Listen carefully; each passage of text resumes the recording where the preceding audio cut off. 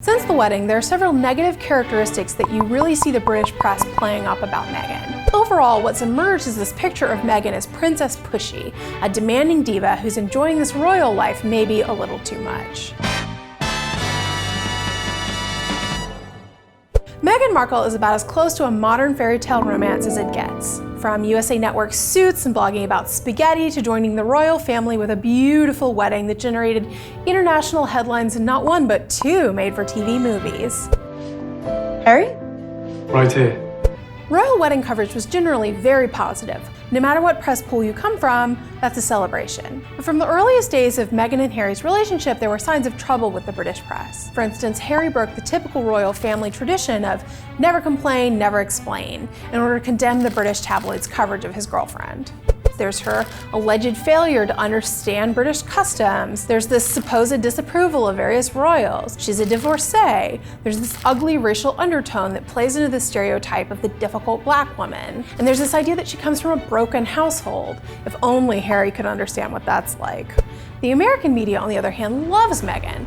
What's not to love? She's an American who's a royal who wears beautiful clothing on her tours of the world and meets Beyonce at the Lion King premiere. It's really important to understand that there's a fundamental difference in how the American press and the British press views the royal family. Americans really see them as fancy celebrities with a particularly interesting backstory. British reporters, on the other hand, see royals as public figures who use public funds, so their lives are kind of fair game. And if they don't like it, they can resign the title and just go be generic rich people. So the disparity between American and British coverage of Meghan really comes to a head when we consider the reporting on the birth of baby Archie. Now, the American coverage is happy, enthusiastic coverage.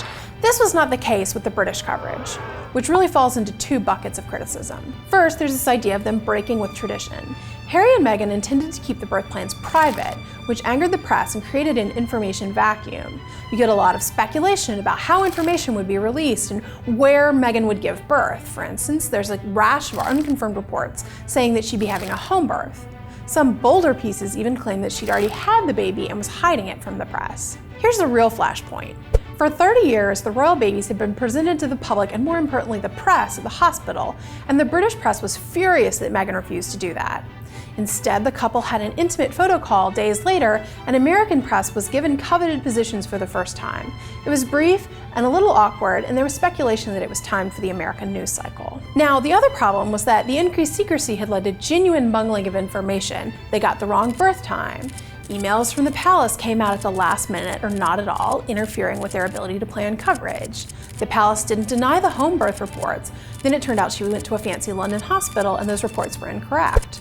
Now, unfortunately, the birth of baby Archie doesn't patch things up between the couple and the press, and the ill will actually bubbles over into Archie's christening. Now, when the christening plans are actually announced, they are indeed super private. It's a ceremony with family only, they won't release the names of the godparents, and the only photos that are released are professional stills taken by their wedding photographer.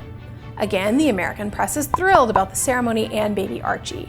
The British press says this was done all wrong, and they blast the couple for breaking tradition, and they make a huge deal out of the taxpayer dollars that have gone to renovate their residence, Frogmore Cottage, just as their private christening is announced. Given the way Harry and Meghan's relationship with the British press has deteriorated, it would be really unsurprising to see them continue to cultivate their relationship with the American press, which, unfortunately, will only encourage the British press to keep calling them celebrity wannabes. But frankly, I don't blame Harry for calling in Oprah for backup.